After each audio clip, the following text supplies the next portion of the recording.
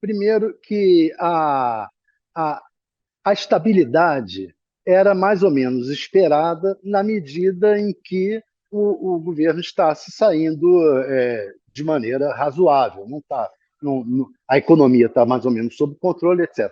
Por que, que os índices, a maior variação foi na desaprovação e não na aprovação?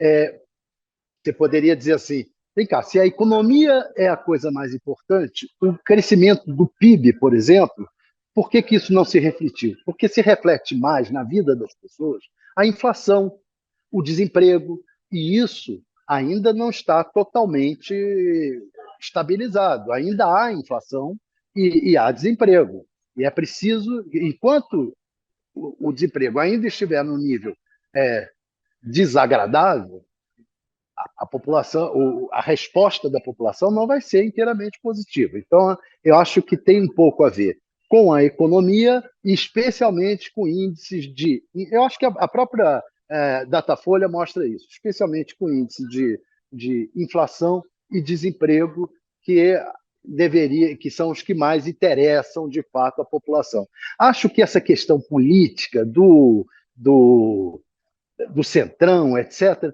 Isso, sinceramente, eu não creio que isso tenha grandes influências na opinião pública, assim, de achar que o governo está bem ou está mal em função de estar ou não com o Centrão.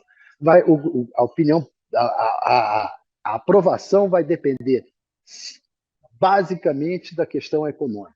E é isso que eu acho que o governo está centrando e se voltando, inclusive na relação aqui com o Centrão. Tentar ver se o Centrão não atrapalha a economia, se consegue evitar que o Centrão produza pautas bombas, segurar, especialmente até o final do ano que vem, o mandato que tem aí do presidente da Câmara, o Arthur Lira, que é o grande possibilidade de produção de pautas bombas, e segurar, ter uma relação aceitável com o Centrão, que é comandado pelo Arthur Lira, e depois deixar o Arthur Lira sair e tocar os 2 anos finais do governo e tentar que aí a economia esteja a todo vapor. É por aí. Tentar agora administrar a política para não atrapalhar a economia e ver se a economia vai melhorando aos poucos.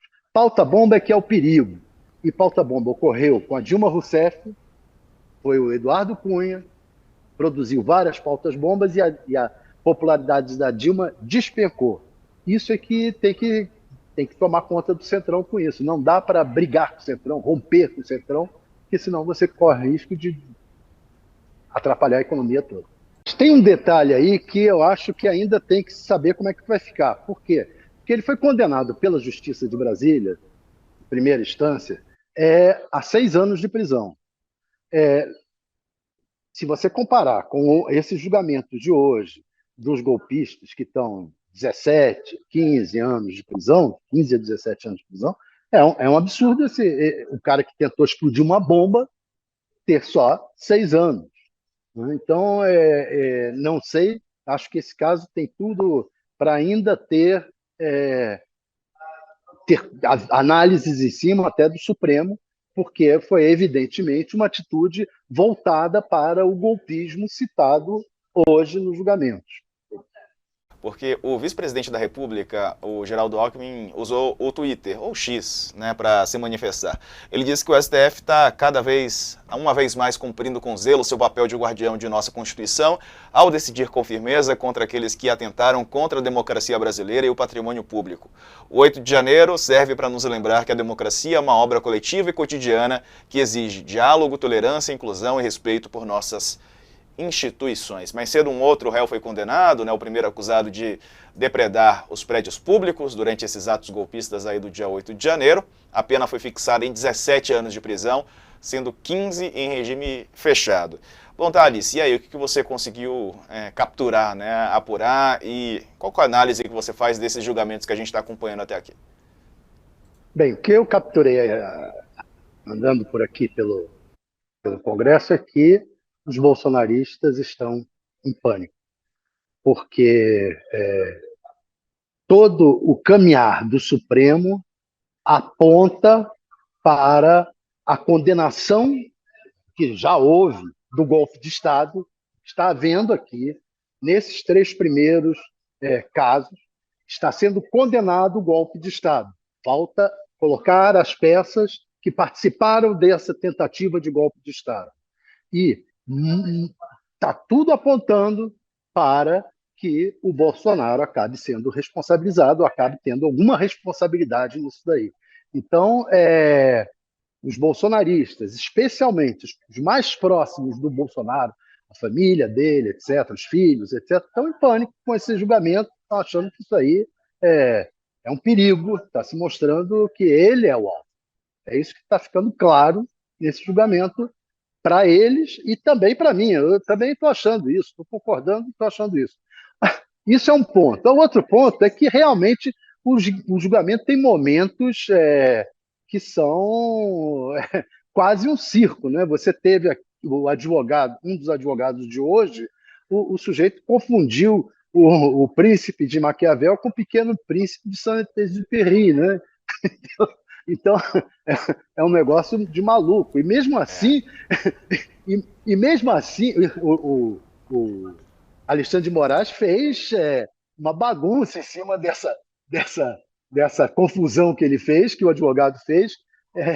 E mesmo assim ele está errado, porque a frase que ele falou do Maquiavel não é do Maquiavel, é do Ovídio, lá de 43 a.C., de que os fins justificam os meios. Há pessoas que atribuem ao Maquiavel, mas não é do Ovídio, é um poeta lá de 43 a.C.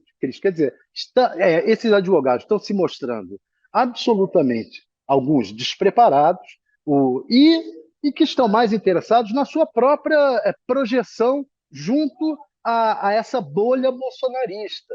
Essa bolha, ela está furando, é isso que eles têm que começar a ver, a bolha está furando. Ele não vai se eleger vereador fazendo palhaçada numa votação, num julgamento no Supremo Tribunal Federal. Estão prejudicando os clientes e estão passando ridículo, como esse aí do Pequeno Príncipe.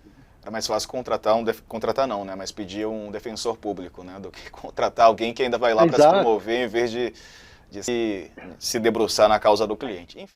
Nesse caso aí, eu acho que mesmo tirando a postagem, já causou dano.